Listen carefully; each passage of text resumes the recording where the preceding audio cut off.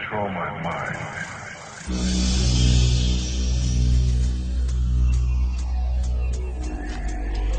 The second, and perhaps the most important tool that is used to keep people in check and prevent them from ever becoming truly aware, is television. Television is the greatest and most all-pervasive hypnotist and propaganda tool ever conceived. TV teaches people what to think, but not how to think.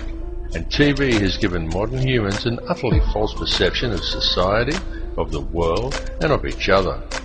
Through TV, the power elite have succeeded in creating a distracted, misinformed, divided and class-driven society suffering historical amnesia and completely oblivious to the true realities of their surroundings. And all of these people view themselves as truly informed and are very quick to berate and ridicule anyone who offers them an alternate perspective. Subsequently, through the ideas put into their heads by TV and through a TV-driven obsession with the collecting of meaningless trinkets, fashions and possessions that the TV tells them defines who they are as people, the power elite have also managed to rob most of the common man of their wealth, their lands, their skills, their education and their history. But most importantly, it has robbed people of their ability to think critically and objectively. And that is exactly what television was designed to do and exactly why it was invented. Every television set is also specifically designed to emit alpha waves. These can be clearly seen as a series of horizontal lines that run across the screen from top to bottom at regular intervals when using a camera to film an operating TV set, but they cannot be detected by the naked eye. These regular lines are not simply a normal part of the functioning of your picture tube. They are there for a particular reason, and they travel across the screen at a predetermined and very specific pace. How often have you seen someone sit at a TV and say, "I don't like this program," and yet they sit there and watch it anyway? How often have you done it yourself? It is because these horizontal lines are there to generate these hypnotic alpha waves. Alpha waves place you into a trance-like state as you are told what to think by scripted newsreaders, and told what to buy, what to wear, where to go, and always kept otherwise distracted by sport, meaningless celebrity gossip, and a barrage of sex and entertainment, nowadays ever more frequently punctuated by messages of fear and warnings of imminent terror. These alpha waves produced by your TV set affect your electrical field even if you are not watching it. The TV merely has to be on.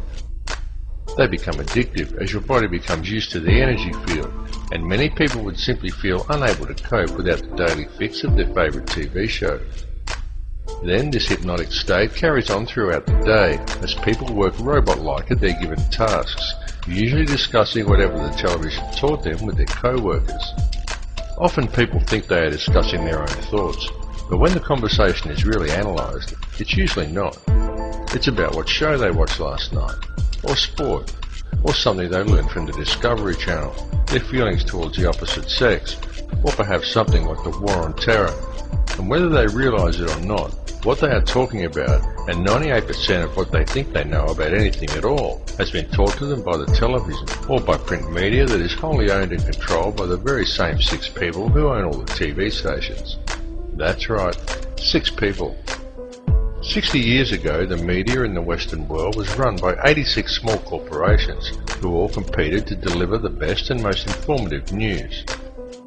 Today, it is run as a well-oiled, very streamlined and tightly controlled machine by just 6, who now control all major Western mainstream television and print media. And with the current rate of corporate growth, that number is set to soon drop to 3.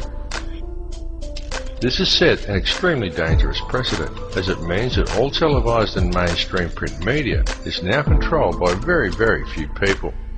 For a better and more informed perspective, obtain your news online from one of the many emerging independent websites, and go to many sites from different countries and sources to compare the same story from a variety of perspectives.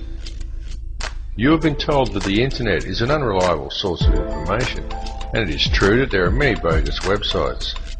But there is also a lot of very reliable information from very reliable sources, if you look in the right places.